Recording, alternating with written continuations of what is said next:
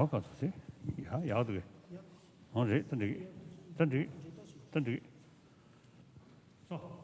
sit down.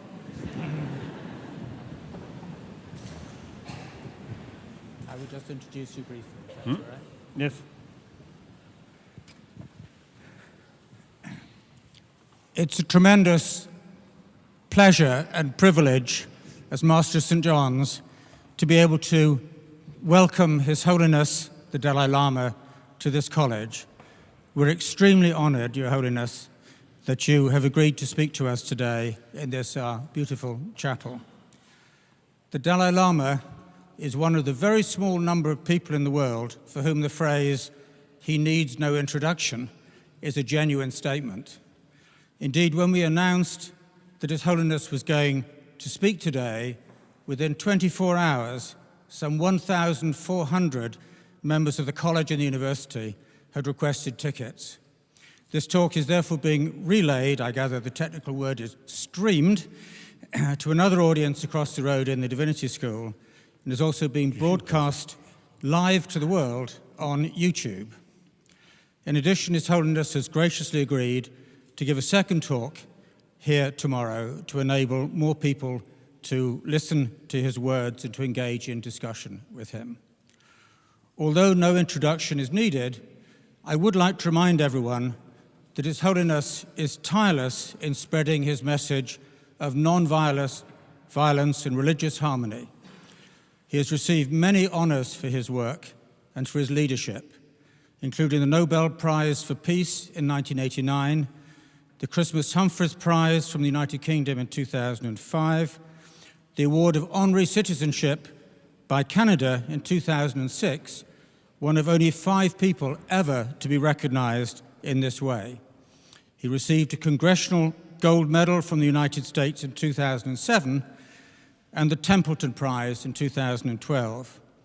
When the Dalai Lama received this latter award, he donated the entire prize of over £1 million to the Save the Children charity in India. It's therefore a great privilege to introduce His Holiness the 14th Dalai Lama to give a talk entitled Educating the Heart. Your Holiness.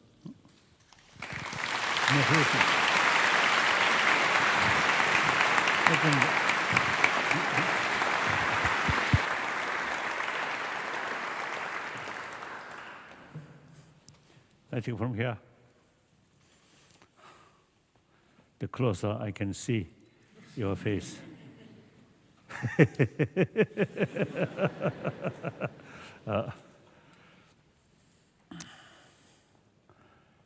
Brothers and sisters,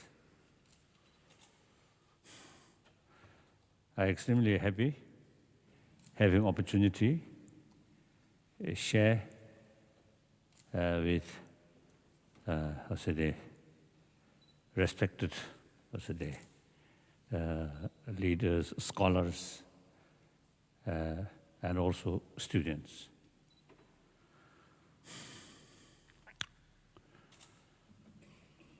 So,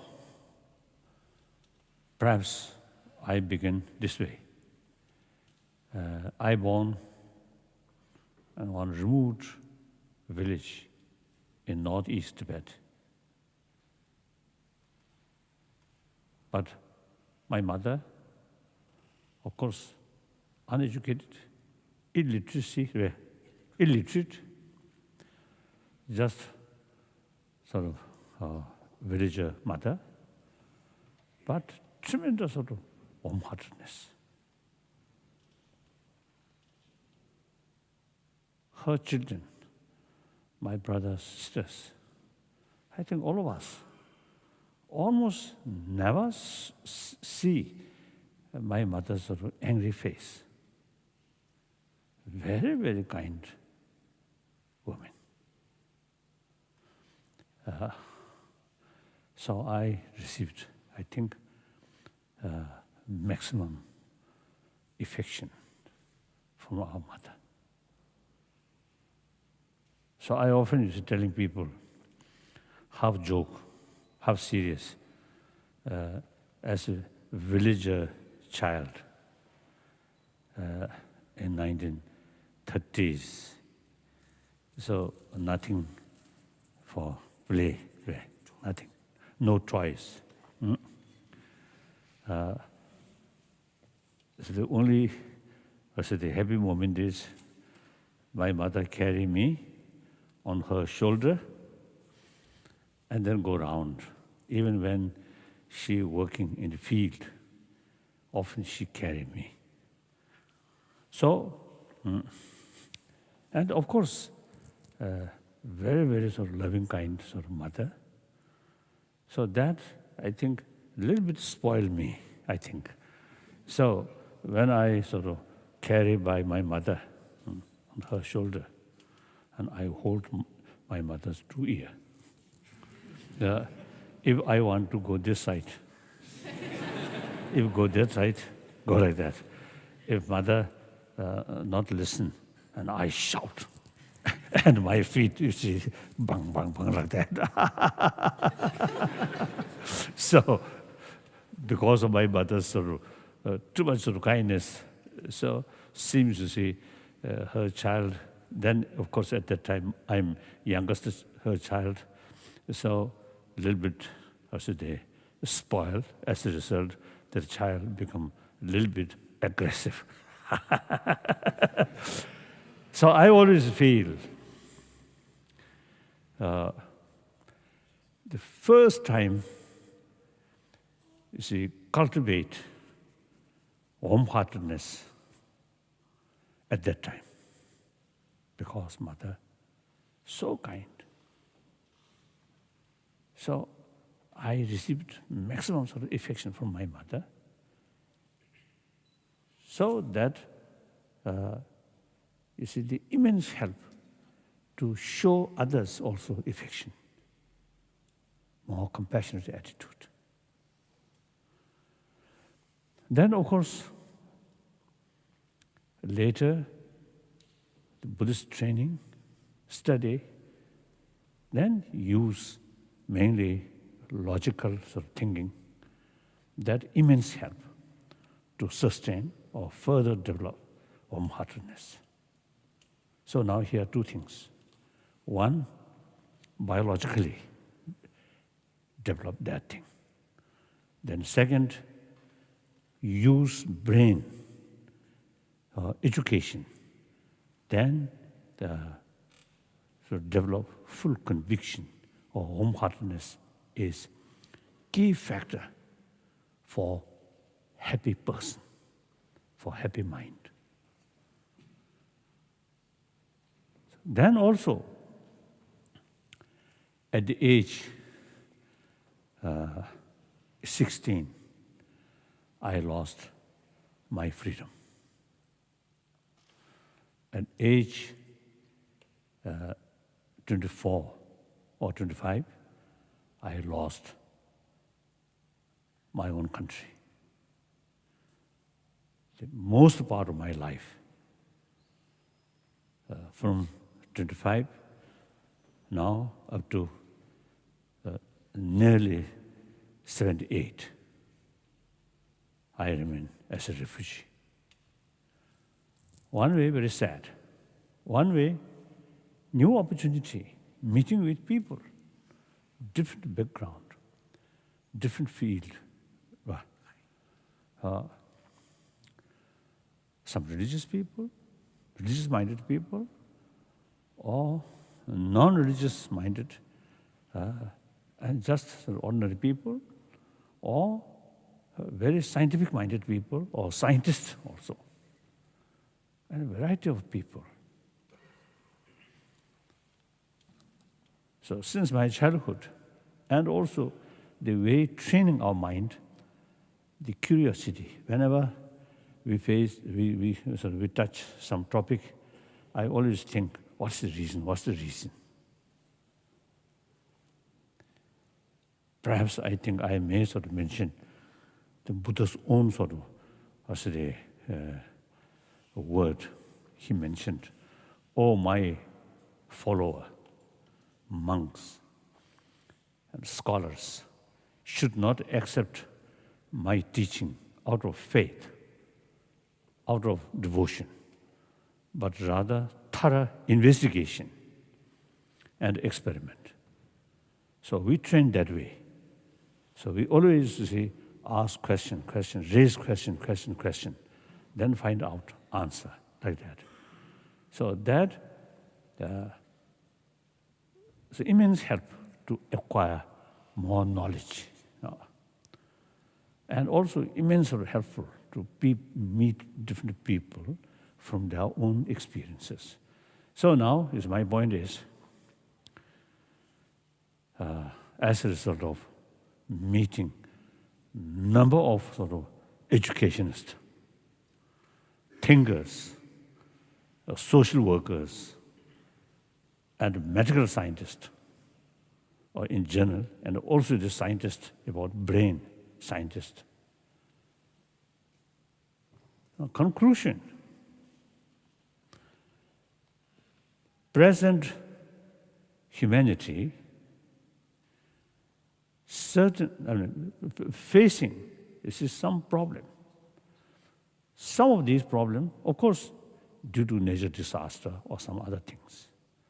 But many of the problems or difficulties actually our own creation, man-made problem. Man-made does not mean no exclusive female, but sometimes female also create problems. so in any way, humans, our own created sort of problem. So then, here, big contradiction.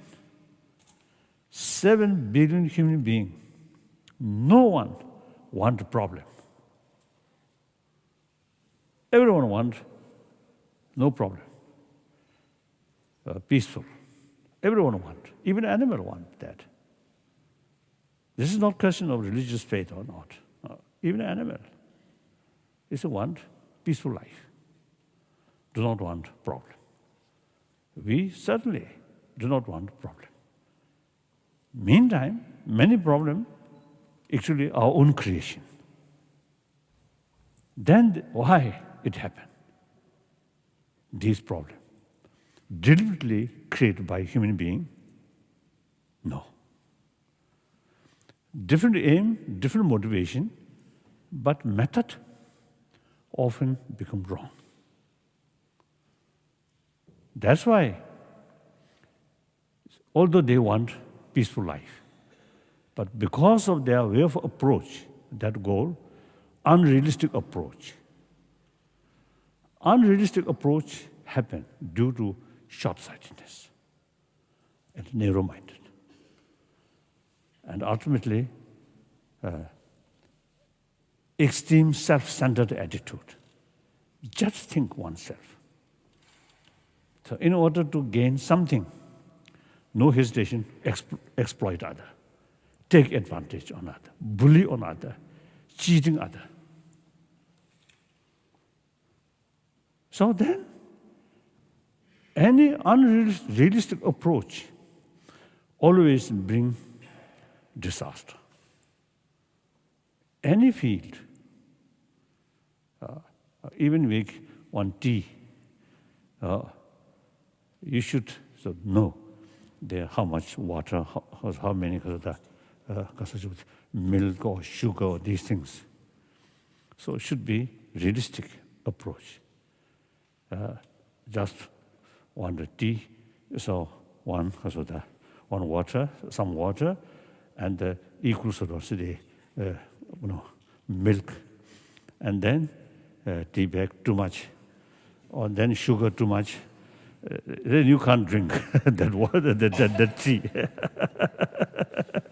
Even small things must be realistic. So, short-sighted. I want some sort of benefit immediately, without thinking consequences. Now this war, violence, also you see, suppose you see gain some sort of victory, some benefit to yourself, regardless others suffering. Then the very concept of war is come. and self-centered attitude. Here, I think too much stress. The gap, we and they, me and them, like that. So that's the basis of concept of violence. Destroy other. It's gain something to me. So these are not necessarily a lack of education. Now here, the modern world, material development with help of technology, science, really highly developed. Then these sort of science, knowledge about science or technology, these things also much depend on education. So, existing education system is actually oriented about material values. So it seems quite clear, in existing modern education system, not much talk about, inner values or ethics. I remember one time in Italy, Bologna University. I think there are 1,000 years the anniversary. I remember that. I mean, they give me some of the honorary degree or something. So their custom, some peculiar hat, and then one ring is put in your finger. So Buddhist monk not allow that ring. But in order to respect their sort of tradition, I put that ring at least 1 hour or 1 hour or 1.5 hours, like that. So I remember quite clear. So that I think almost one of the oldest sort of separate education institution. I think older than this, I think, Cambridge. So when separate education institutions started, then naturally, moral ethics, inner values, these church take full care, take full responsibility. And also, I think family value also in some extent. So perhaps at that time, I think quite sufficient, quite balanced. Now time passes, the impact from church also sometimes a little bit reduced. And then family value also is reduced. So now the institution which take care only brain development, not warm-heartedness. Only that way, then something missing, something inadequate.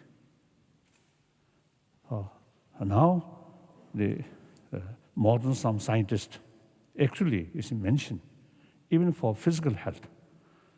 Healthy body need healthy mind. So these days, I also describe hygiene of healthy body. Similarly, we need hygiene of emotion for healthy mind. So equally important, educate how to take care about our body. Similarly, there must be education how to take a healthy mind, healthy emotion. It is quite some subject, very important subject. Look, in Indian tradition, the tradition where single-pointed mind, or practice of single-pointed mind, and also the insight that usually the Sanskrit meditation, Kasadi meditation, samadhi and vipassana. So both practice, making shape about our mind. So therefore, in order to carry that kind of practice, the fuller knowledge about mind, about emotion is necessary. So more explanation about mind, about emotion. And particularly in Buddhist Nalanda tradition, Buddhist tradition, also you see a lot of explanation about mind.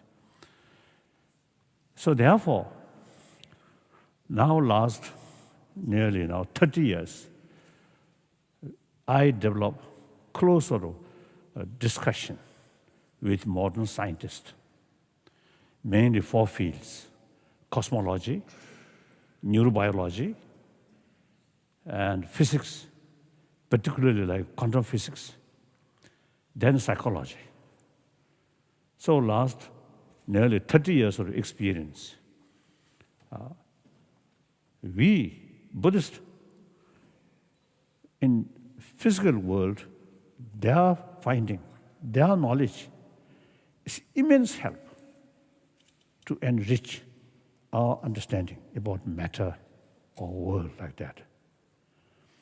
And then for the scientist, explanation or information about emotion, about mind, the whole system of emotion or mind, which mentioned in these ancient sort of, tradition, immense help to the modern scientist. Not only those psychologists, but also the brain specialists, in order to know the work or function of brain, the information about emotions and close relation, brain and emotion, these things. So now, I think early period when we start dialogue with scientists, mainly out of my own curiosity. Then later, now I think about 15 years, the attraction about our work among scientists also increasing. And they really found some useful usefulness about this dialogue. And among the Tibetan Buddhist monastic institution, the teachers also now gradually realize some useful usefulness from their knowledge. So then we selected some student, mainly monk student, who already spent at least 15, 20 years study. So small group carry study. Now that become very convincing, very beneficial. So last year, now we formally decided in our bigger monastic institution, now science lesson must include our curriculum. So these things,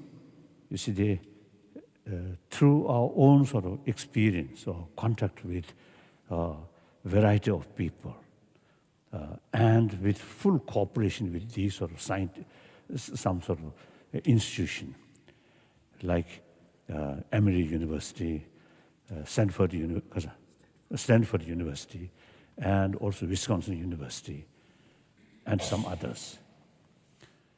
So become quite clear, quite useful, quite convincing. So now here, the more compassionate mind here, the blood circulation, brain, normal, and also the blood pressure reduce. Amount of stress also reduce. The person become much more easier. my own experience, of course, not worthy to mention, but very small. I think more than zero, little bit.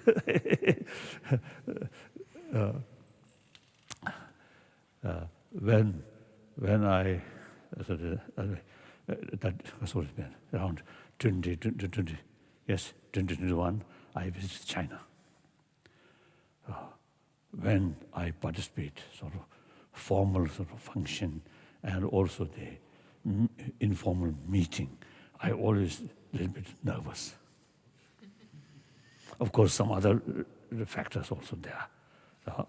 Quite nervous. See, a little bit hot here. Like that.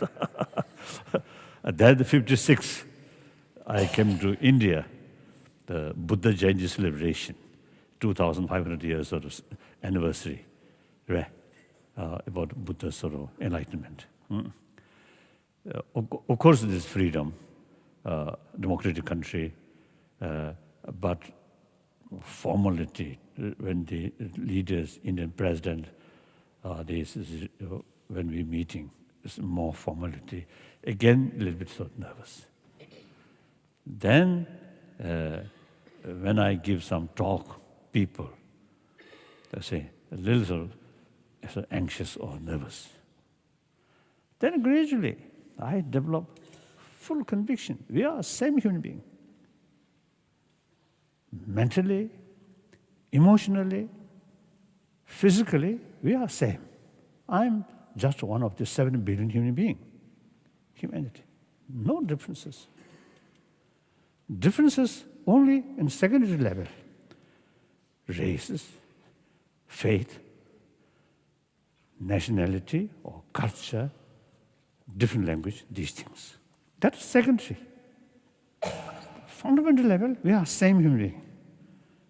Now, for example, here, when I look at you, I'm just another human being.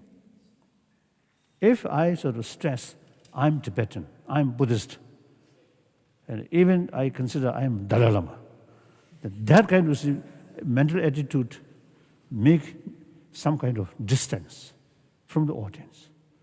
That creates nervousness. So open. Consider you, myself, one of you.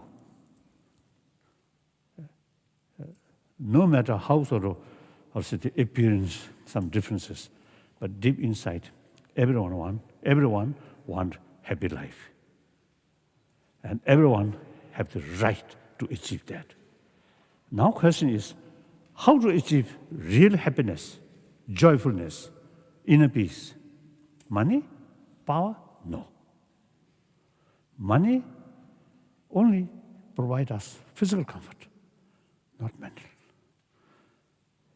It seems sometimes middle class people, not many money.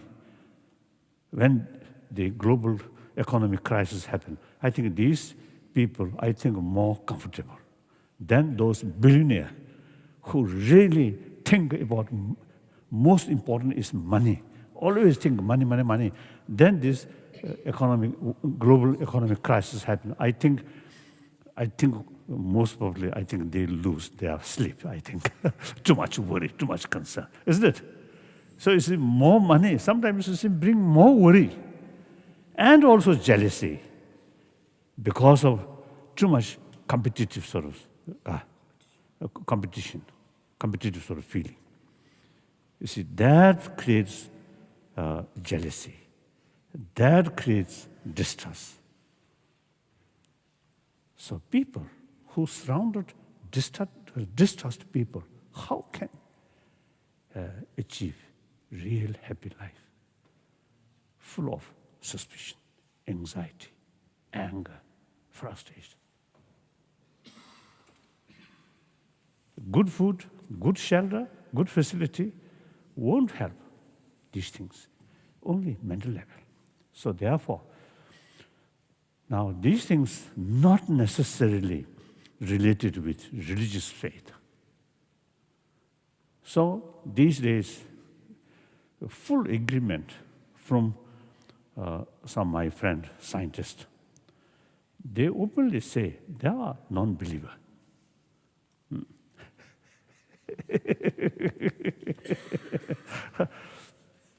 When I discuss with these sort of scientists, I never touch about religious sort of matter.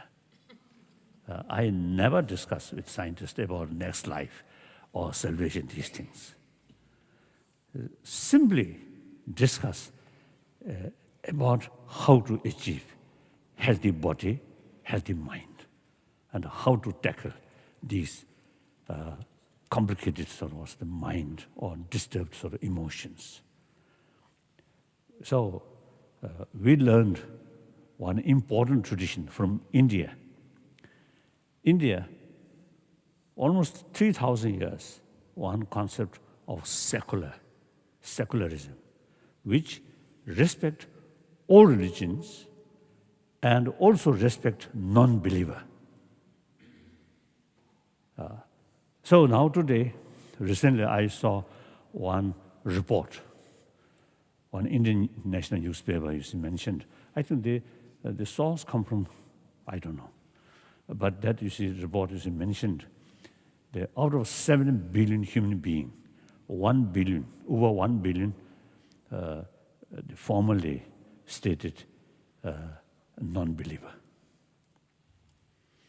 Then also, frankly speaking, you see, among those supposed believer, now I also see, I think we spiritual sort of brothers, sisters, you see, sometimes our belief only in church or in Buddhist temple.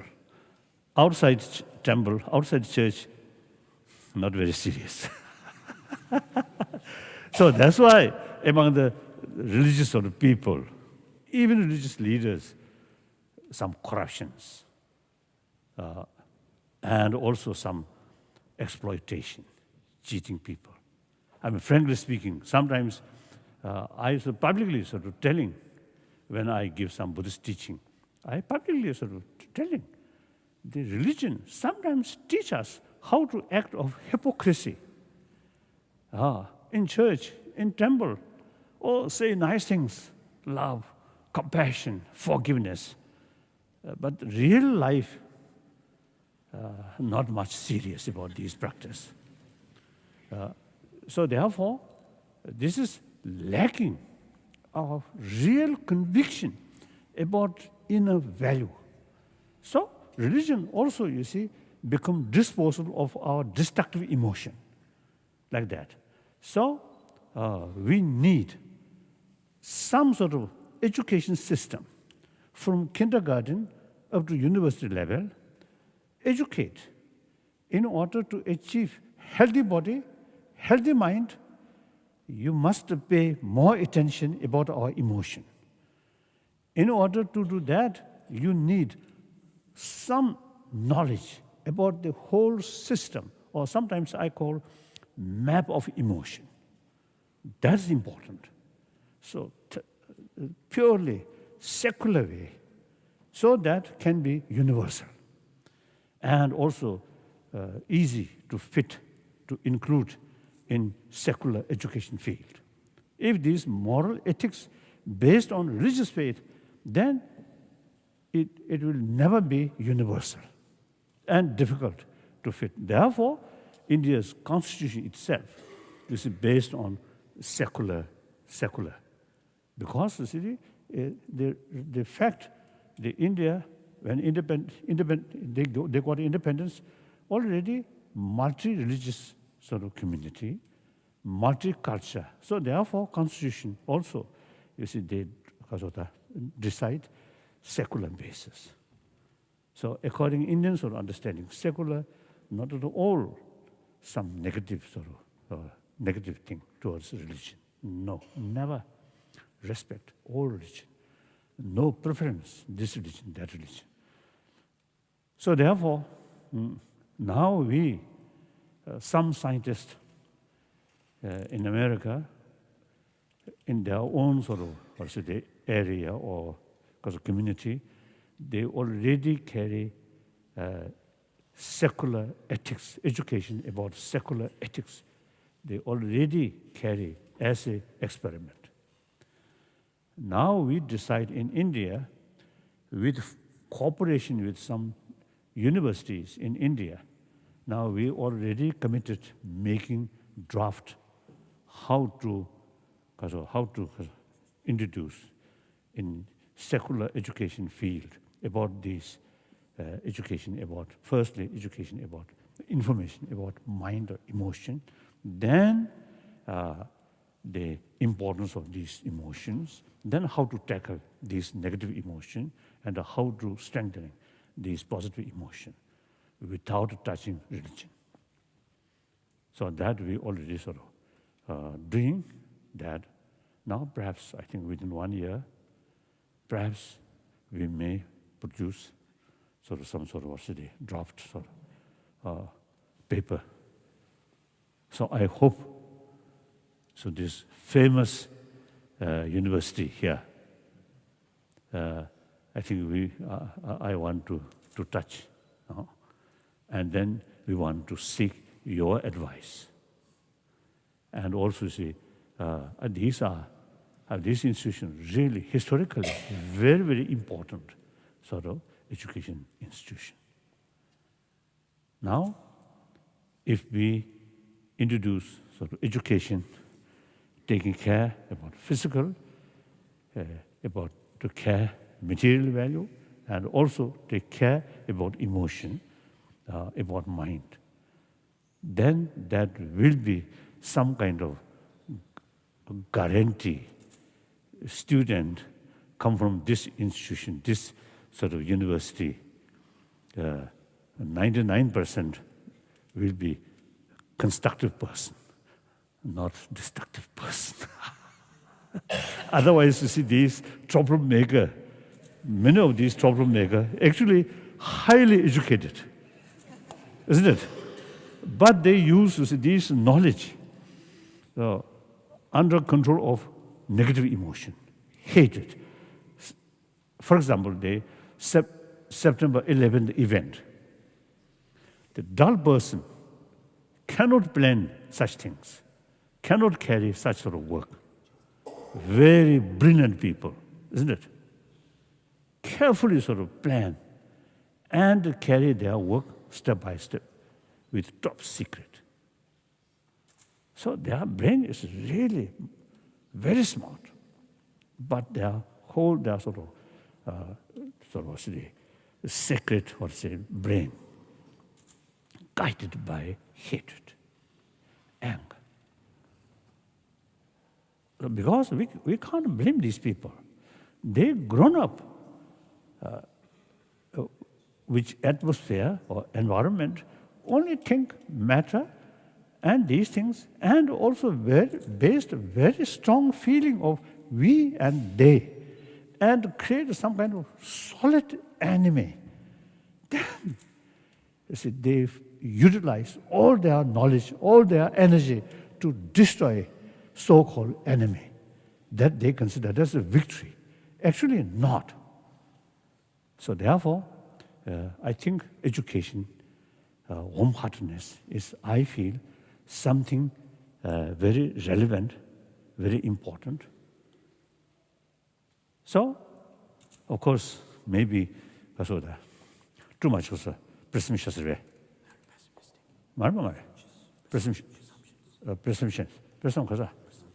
Presumptuous. I think talking these things in the front of great scholars, great, highly intellectual professors and the teachers. So maybe not worthwhile. But since you asked me to talk that, so I compelled to talk. Thank you. Now some questions.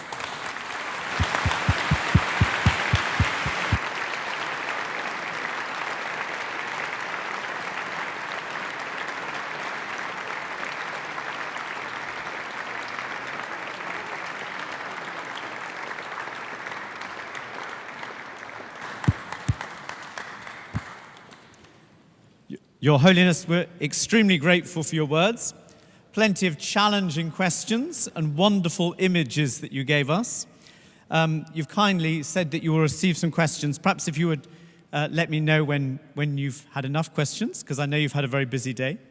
But I want to start by asking one of our fellows here at St. John's, Dr. Garatz, who will be asking our first question. Dalai. We are here at the University of Cambridge, which is world famous for its education.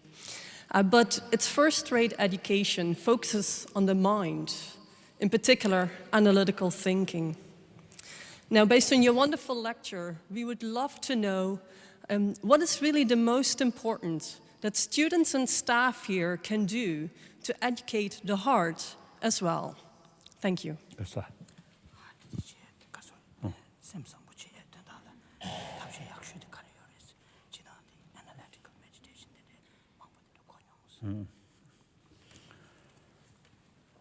In my view, and also as a result of many discussions with a number of sort of educationists, as I mentioned earlier, and scientists, and less with spiritual leaders, more is with scientists and educationists and thinkers. So now, here, I think in the long run, as I already mentioned, we already working some sort of, say, curriculum about mind, emotion. Then the further explanation which mind or emotion are destructive to yourself, your own sort of, yourself, more sort of, I said, more compassionate, usually develop inner strength, self-confidence. That way, you can talk honestly, truthfully, and also you can carry your work transparently. If,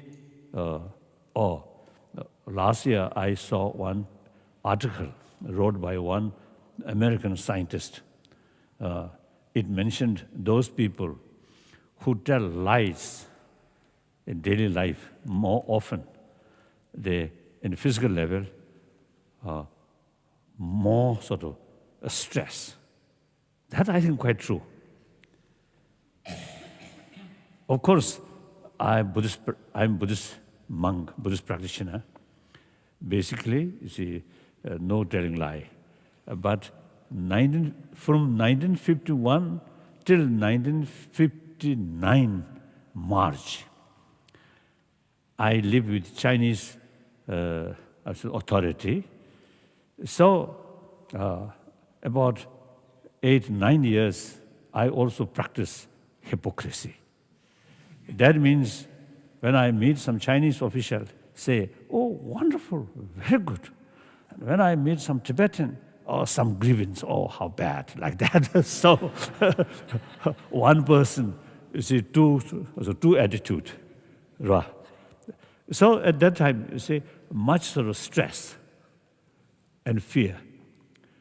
I telling, you see, quite often is telling my sort of Chinese friend, nowadays when I met, so I tell, 9 years I also compelled to practice hypocrisy. And after I came to India, I really liberated practice of hypocrisy.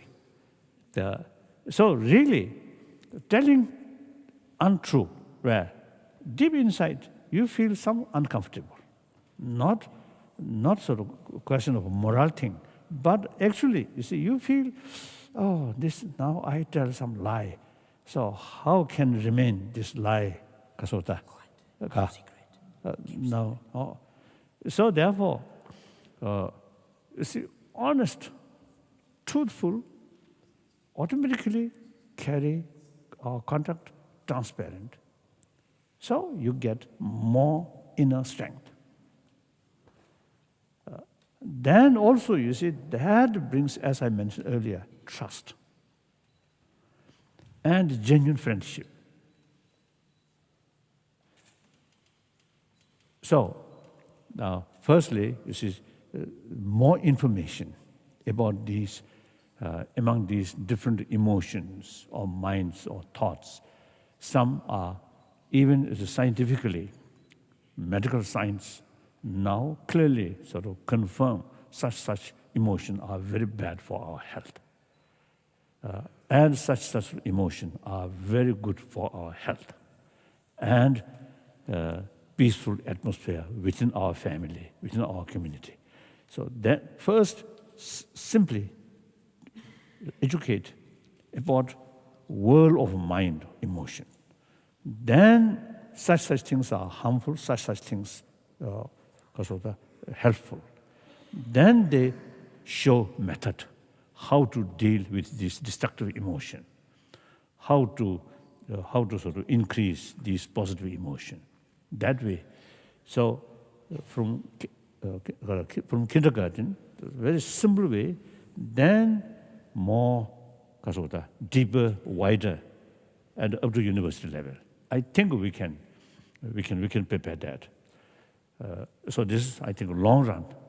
Then immediate, I think, teachers in classroom is while you teach your subject, and you must show the real sort of sense of concern of their well-being. Actually, like this university, really making shape of students' long future. And through individual student, it also can affect, leaderships also come from these young students. So the way training these people are really quite effective, some relations, even global level, leadership come from such institution. Right from the beginning, they carry their study in the atmosphere of full love, full compassion, sense of concern. So their mind, very fresh and very positive. Then months, years go like that.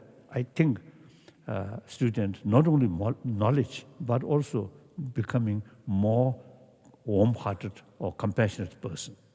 I think that's important. So I think a teacher not only teach them your subject, but also you see show the real human value through your own sort of attitude. That I think important. Then other I don't know. I think the concerns of people, the scholars, teachers, I think from time to time, some discussions, how to fill up something lacking in existing education field or system. So more discussion. The world changing, reality changing. Now more problem come, I think, because of the population increasing. And also one serious matter, gap rich and the poor. We must sort of reduce this gap. So that means the poorer section of people, their living standard must raise. So a lot of work, a lot of complications. All these from sort of today, the motivation, inner strength, taking seriously care or concern of these poorer section of people's sort of way of life, living standard like that. So then natural resources also is some difficulties, some limitations. So full of problems.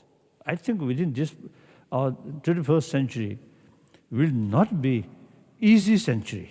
A lot of problems, a lot of difficulties come. So we must sort of equipped how to tackle these things. Ultimately, motivation. And motivation also is a source of courage, optimism. Too much negative emotion easily is brought down your courage like that. So therefore, I think more discussions, those scholars, concerned teachers, professors, I think whether existing thing really sufficient or not. More discussions. That I hope.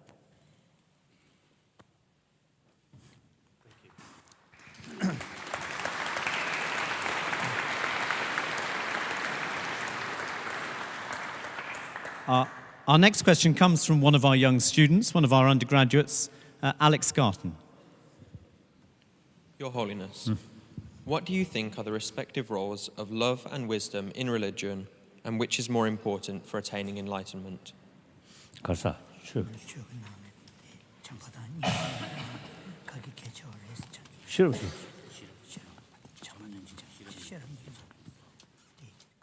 잠수당은 싫어.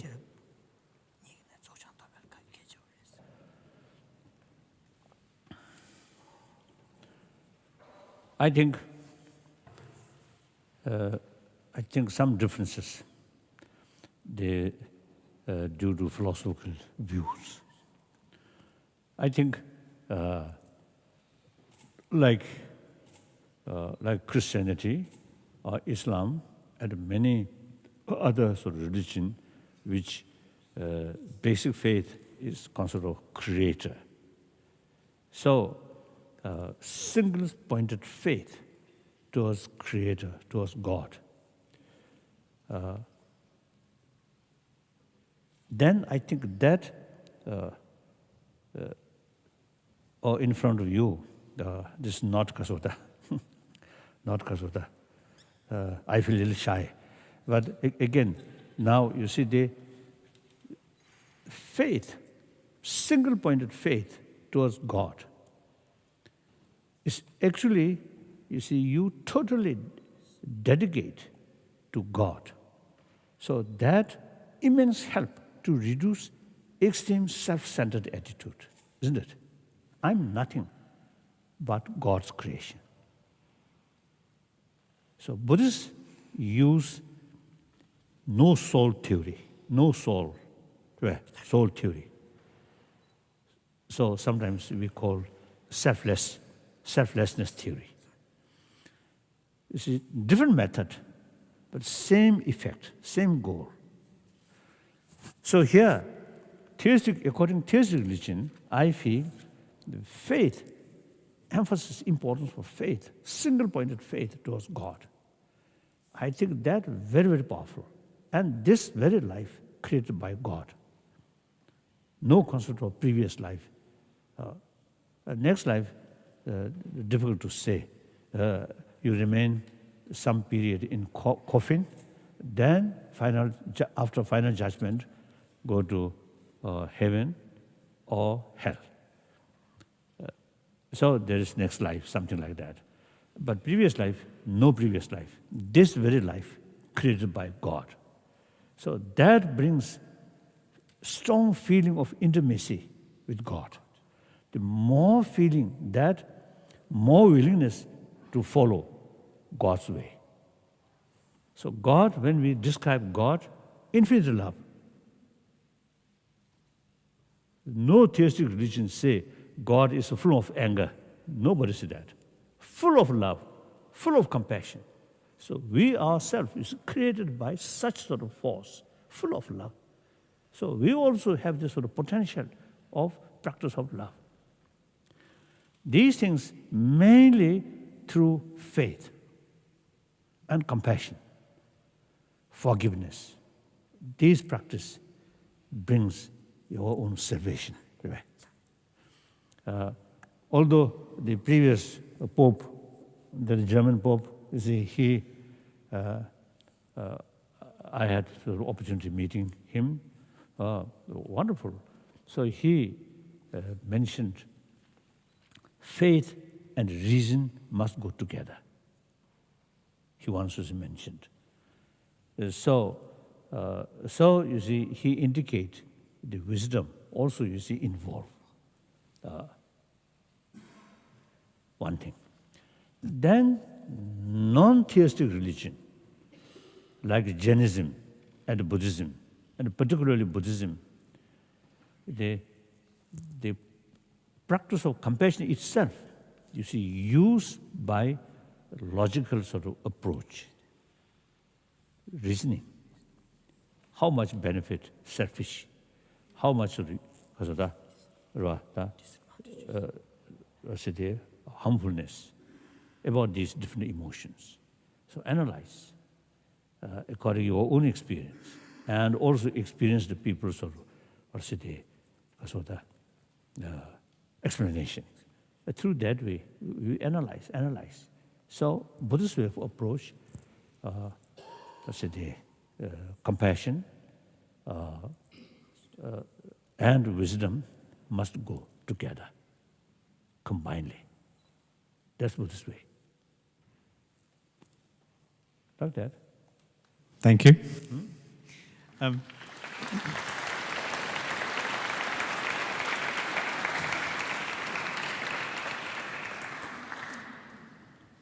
Our third question comes from one of our graduate students who's undertaking research into modern yoga.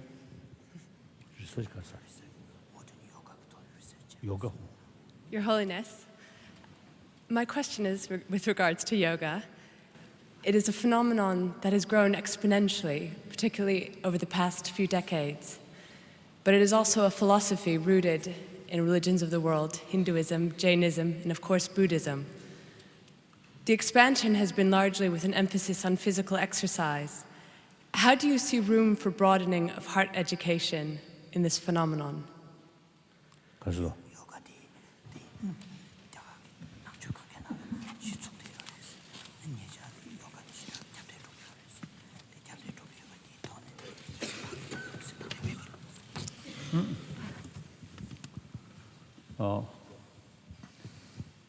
Yes, yoga.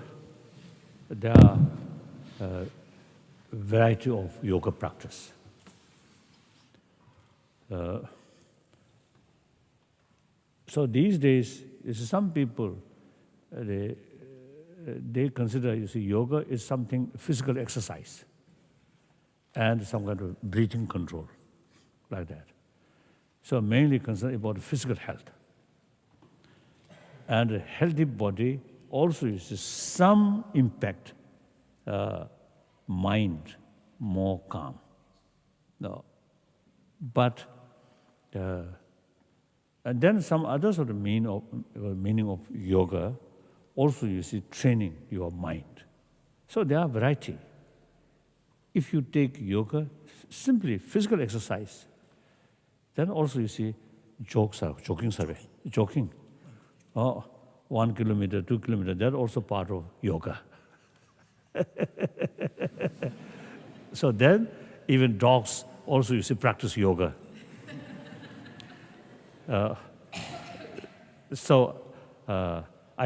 First, I think, we make a distinction, what kind of sort of yoga.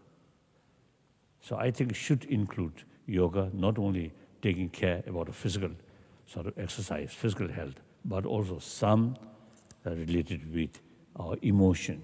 That, I think, more long-lasting effect. The physical sort of exercise, now, for example, now person who now nearly 78-year-old, now this knees problem, not easily sort of create opportunity practice of yoga. But yoga, which related with mind or emotion, the physical doesn't matter. I can meditate, I can think, I can analyze, analytical meditation. So no problem. So I think long-lasting, even I think my own case, perhaps my age reach after 10 years, 88. After 20 years, 98. Hopefully, my brain is still working. So I think that kind of sort of yoga with related to my mind or emotion can practice even, 80, 90, even 100 years old. Physical exercise, then goodbye. You cannot carry. Isn't it? Isn't it like that? So I think you should find out what kind of yoga, and not just sort of relying on one person say, oh, my yoga practice is the best. Don't believe that. Or further investigate. That's very, very important. Sometimes you see teacher of these things, they say, like some appetizing, best, cheapest, quickest. Just appetizing. So that also is a habit. So you should learn or investigate different yoga, then make sort of comparison. That's very important. Yes. Thank you. I think your chair there. I think chair. Yeah, Osta. Oh, one? No. No. I'm fine, honestly. I feel uncomfortable. Oh, while you. You just stood for 45 minutes. Ask question. You Okay. See, that's much better. Yes. Why? Otherwise,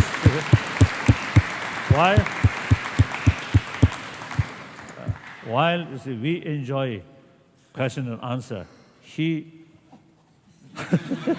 like some kind of punishment. Whole time you see, stand. I don't like that. I might enjoy standing. But this moment you feel happy. But when you reach your own home, you really feel tired and remain like that. So better to sit.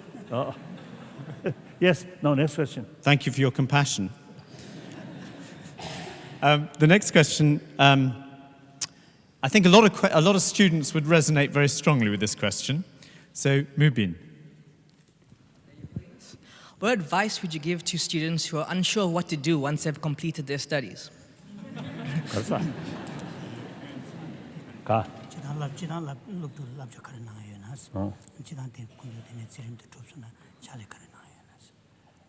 Oh, I think I already mentioned we really need some pay about our inner world, about mind, about emotion. You from India? South Africa. And your ancestor Indian, from India. So you should pay more attention about ancient Indian psychology. That's, I think, really worthwhile. And then people, I already mentioned, we need some kind of study or education about secular ethics. That means take concern about warm-heartedness. Then my daily,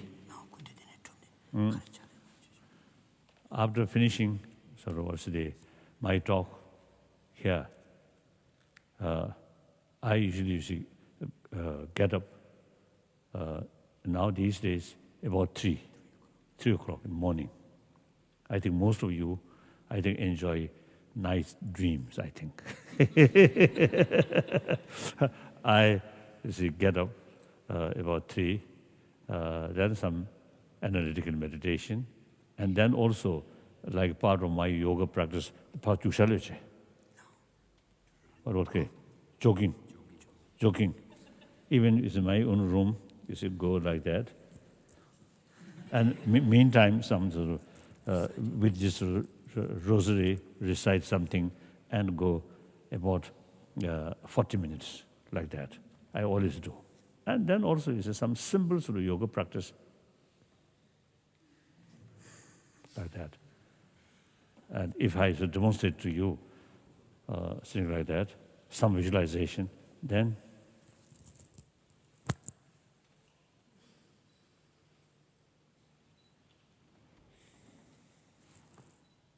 three times, then 3 times, then again 3 times.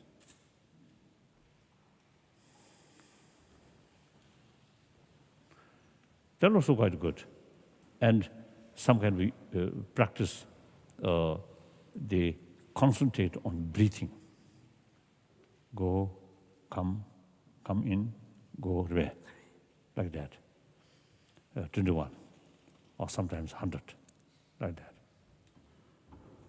So then, of course, also shower, always.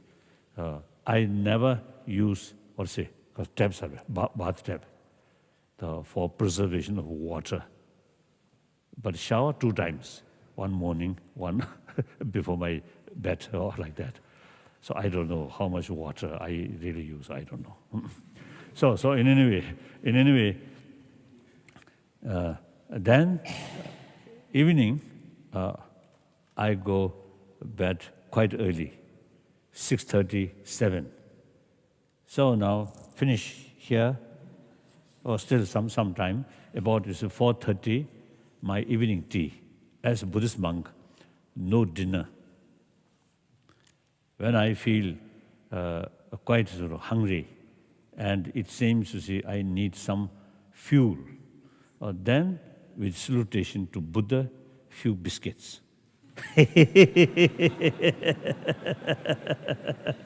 That's my dinner. Those other sort of meal. And then around 6:30, sleep. So usually 8-9 hours, very sound sleep, always. Oh, one thing, you see, time zone change. My sleep, no disturbances.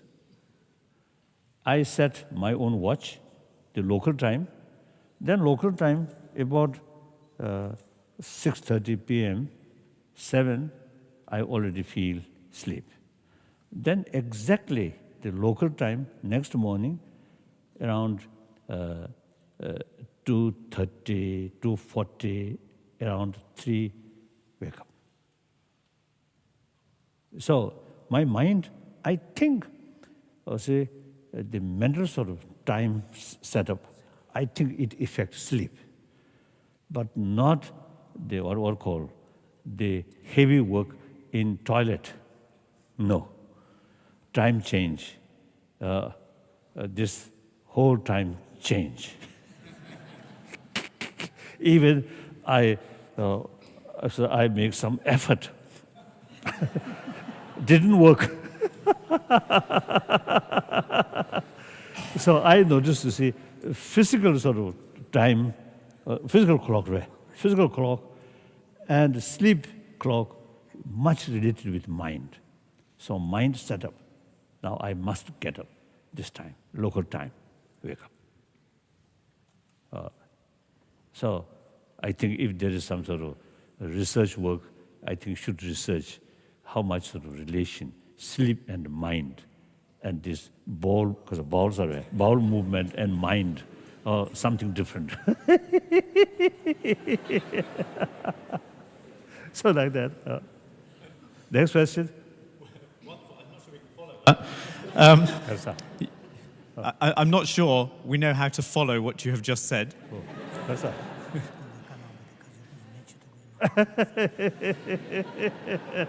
But we'll try. So our next question comes from another fellow of the college, Dr. Gali. Following changes at the heart of the Chinese Republic, social changes seems to be moving higher on the political agenda. So for instance, the one-child policy seems to be questioned. On the other hand, this has to be balanced with the unprecedented rise in the military and defense budget of China. Having visited China and Tibet in the last 15 years several times, I've been surprised, pleasantly surprised, by the openness at individual level for religion practice. And my question is whether you think that with the loosening of the social changes in China, there will be a loosening of religion plural practices, or that nationalisms in China might restrict even further the freedom of religion practice. Thank you.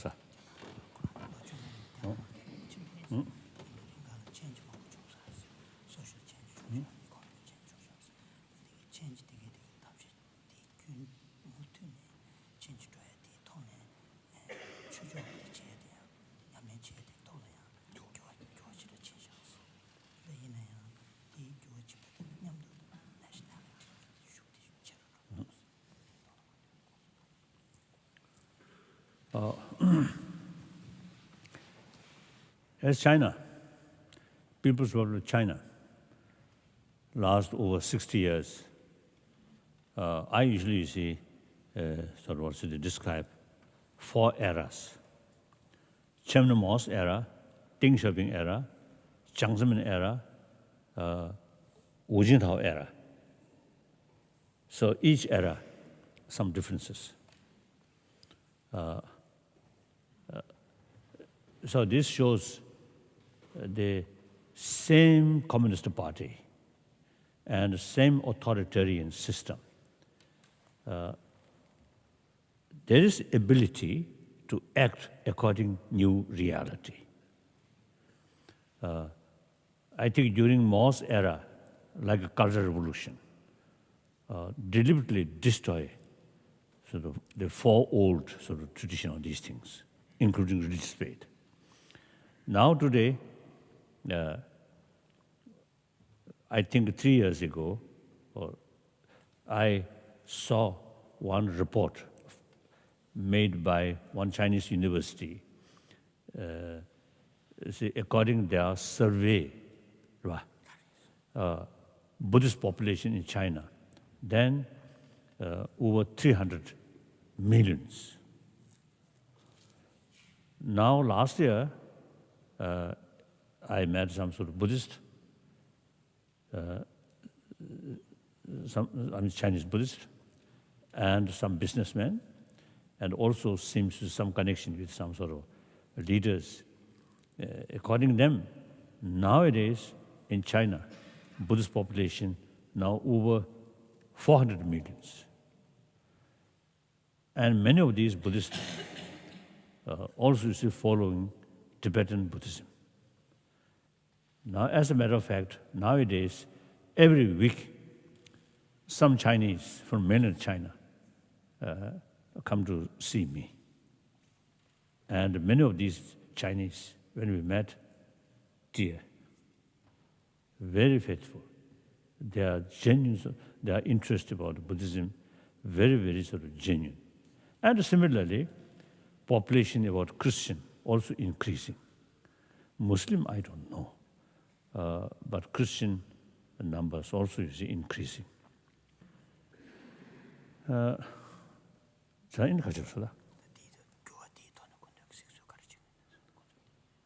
So, China, most populated nation and ancient nation.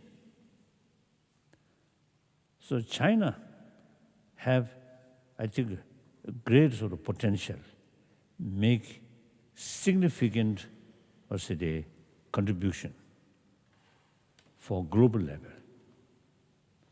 But in order to make significant constructive contribution, constructive role, they need trust, respect from rest of the world. That's lacking. Too much censorship, and distorted information.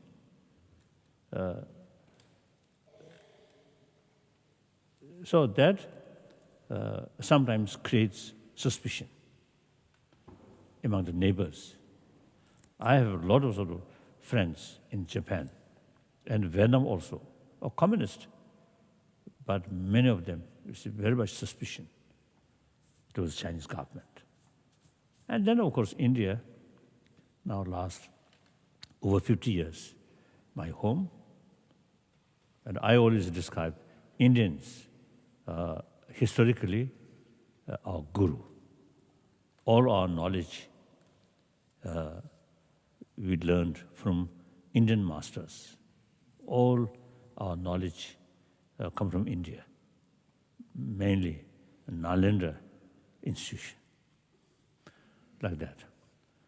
So therefore, and then also you see my sort of commitment about promotion of ahimsa, non-violence and compassion. These and religious harmony, these come from Indian tradition.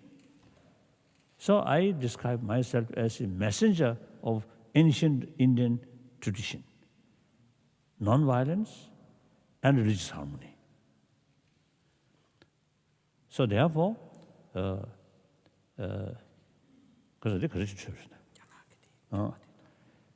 so therefore, I have a very, very close link. Of course, more than that, I think, the longest guest of Indian government. So, the India with China, two most populated nation. Then India, in spite of many drawbacks, India very, very stable because democracy, because rule of law and transparent. It seems the Indian media, I think, very fond to bring more criticism rather than positive information. That's very helpful. That's a healthy sign. In totalitarian system in China, huge country, but a lot of problems. India, beside the sort of negative sort of report, news, behind there, not much problem, very stable. So I think China also eventually become like India, transparent, rule of law, democratic system. Then I think China really make significant contribution for betterment of the world. This is my view. So I'm very happy. See, you quite often you visit China. You must go there. And the real sort of one of the important cause of this problem is their ignorance, their fear. So you see, like you visit and make sort of close sort of the friendship, and then tell the truth. That one way their ignorance reduce. Secondly, their fear reduce. My own sort of experience, when I first visited Soviet Union, 1979, you see, the government deliberately created some kind of sort of false impression. Unless Soviet Union prepare militarily well, the Western about to attack on Soviet Union. I know Western sort of mentality, Western sort of thinking. Before my visit to Soviet Union, 1973, I visited Europe, including England. I know here, more fear. Something come from East Bloc, Warsaw Pact, isn't it? Oh, there's no sort of thinking or no tendencies where thinking to attack Soviet Union. But in Soviet Union, they deliberately create some kind of sort of impression. So similarly, look, North Korea now. They sort of loudly say America going to destroy them. So they have to prepare like that. So China, during sort of the 50s and 60s, they always say, the American imperialist going to attack China, going to destroy China. So they always consider America as a number one enemy. Soviet Union, their number one friend. Then later, gradually, the Soviet Union, their enemy. America become their friend. So these things, I think, now I think no longer any fear among the Chinese. I think one sort of clear sort of, the indication, large number of Chinese students sent to America, sent to England. I just met some Chinese sort of student, about 100,000 Chinese students in England. And America also, I think, even more. So these are the indication. Now no longer much sort of fear. I think no single North Korean student, I think, here in America, I don't think. They're completely isolated. So these are source of danger. So go there, make friend, inform the reality, Make friends, reduce fear, inform them, reduce their ignorance. That's very, very important. Yes, now next question. We're doing all right for time. No, okay, no, okay, no problem. No problem. Now, because of my sort of meeting with Chinese there, so Chinese student there, so delayed, come here. So now till 4. Till Okay, 4 no problem. Till 4 it is. My afternoon tea, 4:30, so sufficient time. So up to 4. We'll send the master out just ahead of you so he can make the tea.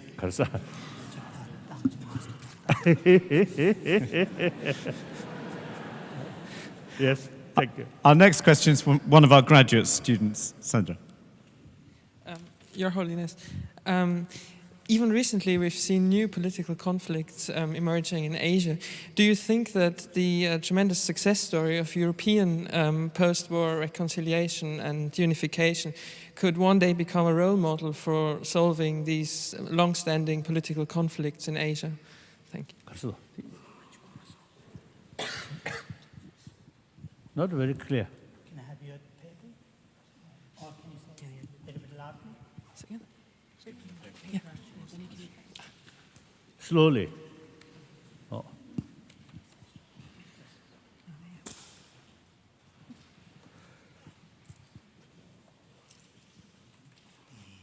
저기 다들 웨스트 나오가 미마자 맨다 고도 가지 충분히와 디글로 좀 다들 고도냠도 차들이 제베자 디글 빼때네 에시아 나오다 강에 디파 상해 도다 펜도 용해 디식도 했어.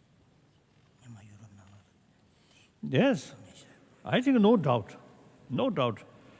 It seems, you see, those imperialists, I think, become very mature.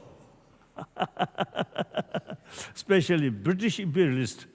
So one time, you see, there are a lot of colonial sort of but give them their independence, their freedom. Then eventually, the British, this small island, remain very small. So now, eventually, the spirit of European Union, I think really, the wonderful sort of matured sort of idea or vision. During First World War, Second World War, French and German, really, you see, killing each other. But then, eventually, I think under the leadership of Adenauer and de Gaulle, you see, they eventually, you see, create the concept of European Union. The British are still a little bit sort of hesitant, isn't it? And Switzerland. So in any way, you see, these are, I think, really, I think out of there, a lot of suffering, out of violence. Then they gradually, you see, realize common interest is more important than individual sovereignty, like that. So here, one my sort of tutor about quantum physics. One, David Bohm. Another, one German, the von Weizsäcker, the former, elder brother of former German president. So one time, you see, von Weizsäcker, you see, told me when he was young, in early 1920s or 30s, even I think 40s, of course 40s. Every German eye, French is their enemy. Similarly, in French eye, also like that. Then he mentioned nowadays that kind of sort of attitude completely gone, completely changed. So, so far in Asia, and particularly you see those countries which more sort of deliberately isolated themselves. I think China also, I think, the 50s, 60s, 70s, China remained isolated. Then things have been open, mainly because of economy liberalization. So the many Chinese now, you see, they really fond following American way of life or American culture. I noticed, you see, many Chinese women, you see, dye, you see, change the color of their hair. Oh, I think among Indian, less. So many Chinese, young Chinese, much excited about Western sort of culture or Western sort of way of life like that. So this, I think, world through information, through tourists, through sort of more closer sort of interaction. So far, mainly economy, but byproducts were much changed, much sort of positive sort of things now coming. So that's my view. Under the thing is, land this way, land this one, like that. So I think that's the only way. As I mentioned earlier, population increasing, the economy heavily interdependent, not only nation to nation, but also continent to continent. That's the reality. And then on top of that, global, or say the ecology, global warming. So these new reality compel to humanity, we think more wider way, and we should think oneness of humanity on this planet. So I think things are changing. And meanwhile, you see, we have to work. We have to make effort through education, isn't it?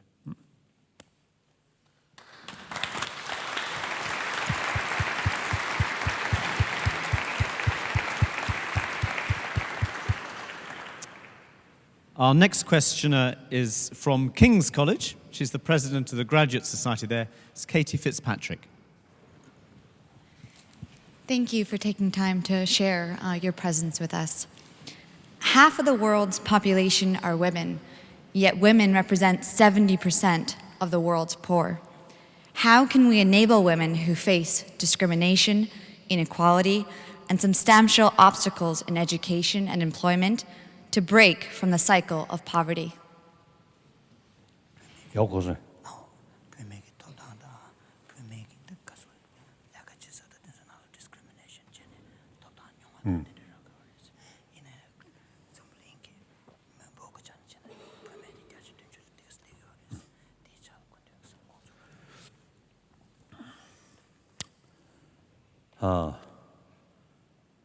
I heard one small island in the Pacific Ocean. Their tradition, mother is the leader each family. The female they consider more important. I think we should learn that culture, I think. Actually, many years now, I think, at least 20 years, I usually used to telling people, I express the concept of leadership. When a human being, so the original, right beginning, no concept of leadership. Everybody work together. Whatever we get, some food, share equally. Then population increased, and a farming system also then developed. Then some quarrel or some injustice, or something you see happen. So then leadership idea or concept of leadership develop. At that time, no rule of education. So in order to become leadership, physical strength, like other animal. So male dominance then develop. Usually male, more physically, more stronger. Even our religious tradition also is sometimes a little, or say more emphasis the importance of male. These, because it's a religion for the society, and the society itself, you see some kind of habit or some kind of culture, male dominance. Then that is influence religious teaching also.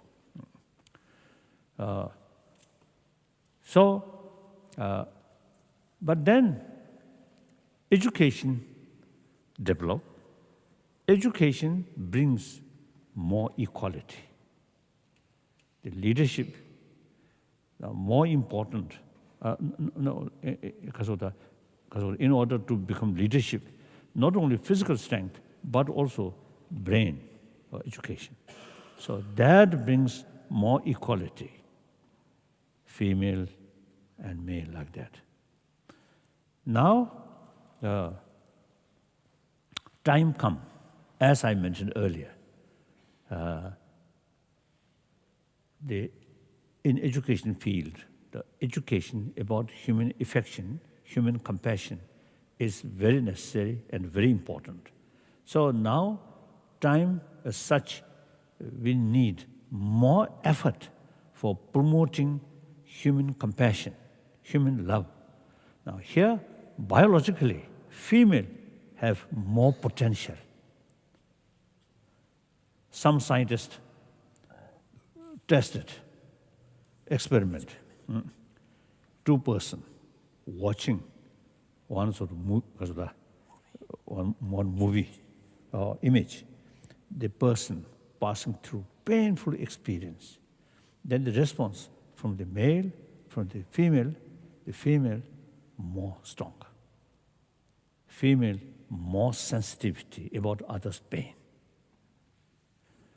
This is a biological factor. So therefore, now a time when we need special effort for promoting human compassion, human love, now female should take more active role in this respect. So that's my view. So therefore, I think 20 years ago, at one time in Paris, one women's magazine, one interviewed. Then in future, Dalai Lama can be female or not, female, or is it possible? And I told, yes, very possible. If the circumstances is such, female Dalai Lama can be more useful for Buddha Dharma and serving to people. Then female Dalai Lama certainly come. And then I add some sort of a joke. If female Dalai Lama come, they physically also must be very attractive. You see, one female face very sort of not attractive, then less influence. Oh, you do not agree that? So I just told like that. So, in fact, in Tibetan tradition, Tibetan Buddhist reincarnated sort of tradition, some very high Lama, actually female, I think over 600 years, or something Dojpamu, I think almost the same period that of Karmapa reincarnated sort of institution, like that. So there are female, important female reincarnated sort of tradition already there, like that.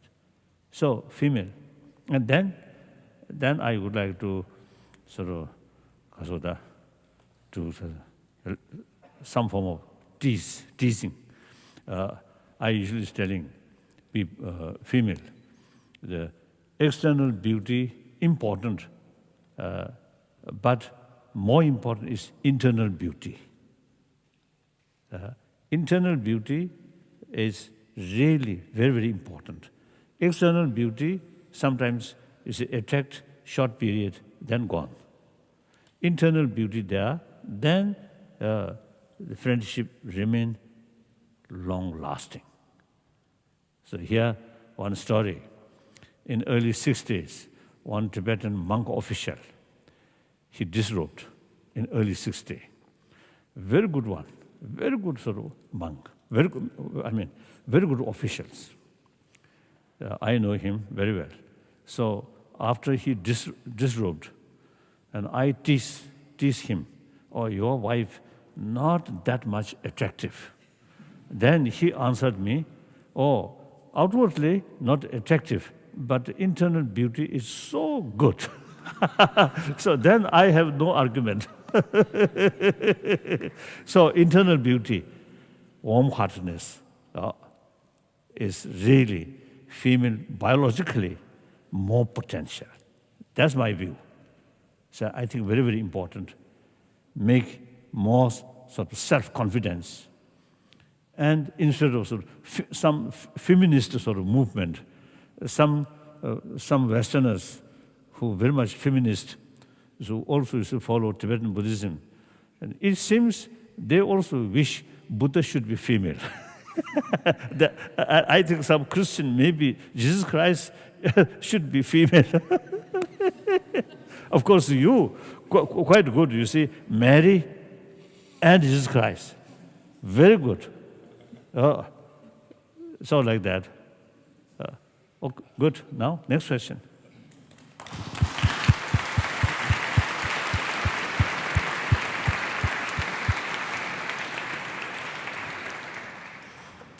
The next question you have already answered, because it was about whether the next Dalai Lama could be a woman. I see. So you've seen into the future and answered that question for us. If you have time, then maybe we'll have one last question. Yes. And I wonder if I could turn to Hilary Papworth, and whether a microphone could wing its way across just there, who works to support education of Tibetan students in the UK. Your Holiness, we are so pleased you have come back to Cambridge a third time. You are committed to young people and to education. You are the chairperson of the Dalai Lama Charitable Trust, registered in the United States. The Dalai Lama Trust supports the development of leadership and educational opportunities for young Tibetans. The Trust also supports initiatives that encourage a sense of universal responsibility in the global community. How can Cambridge help?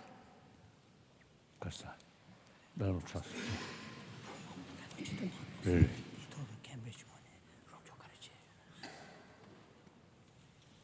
I think some scholarship.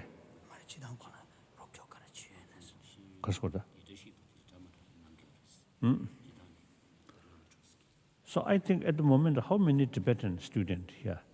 Some? How many? So already 2 Tibetan students already here. So I think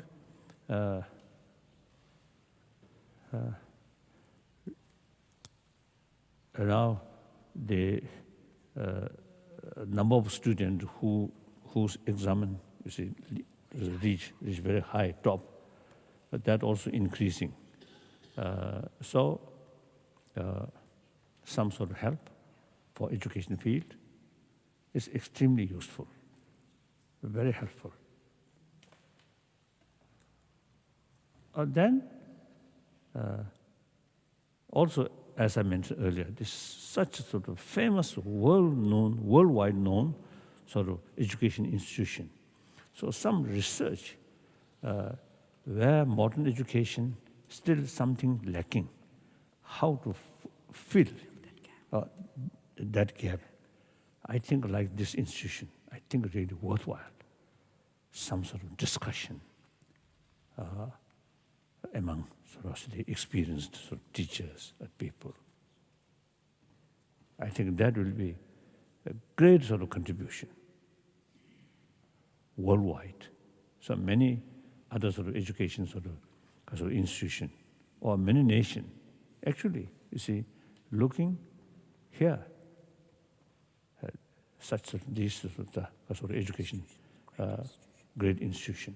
So I think some, after sort of thorough discussion, experiment, once you start something, then many countries will follow that. I think very, very important. Yes? No? Thank you.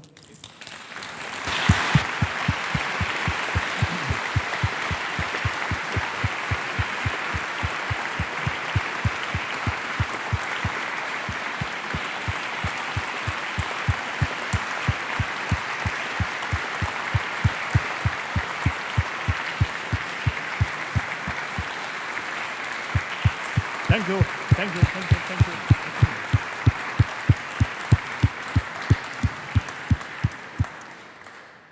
Your Holiness, on behalf of all of us here today, may I express our profound gratitude to you for taking the time to come and visit us in Cambridge.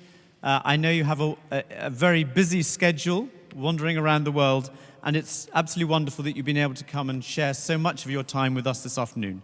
So thank you very much. It's been a real privilege and a pleasure. Thank you.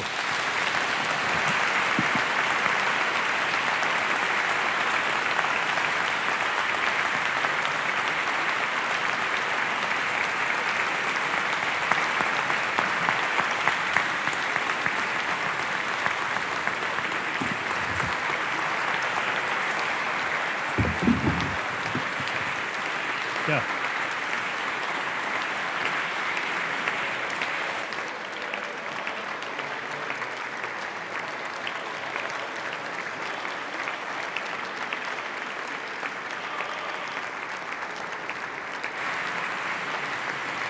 어느 공원인지 알아, 뷰가?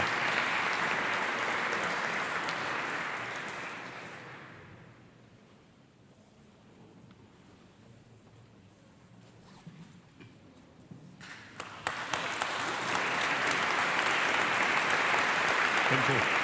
Thank you. Thank you. So, thank you.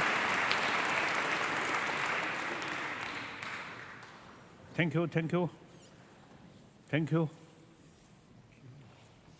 도시체, 록슬레리, 고노크시, 고노크시. 제주에. 이제. 야타주도. Bye bye. See you. Thank you. Thank you. Indian origin. Guru. Thank you. Thank you. Thank you. Thank you. Thank you. Okay. Thank you. Bye bye. Bye bye. Good night. 아자라 내 가다 가시네. 아자라 내. 가. 오케이. tomorrow. So bye bye. Bye bye. Bye bye. Thank you. Thank you.